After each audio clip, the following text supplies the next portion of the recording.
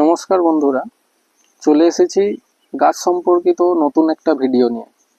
ভিডিওতে যে আম গাছটি দেখতে পাচ্ছেন এটি হলো কাটিমন আম গাছ। এই আম গাছে সারা বছরই আম থাকে।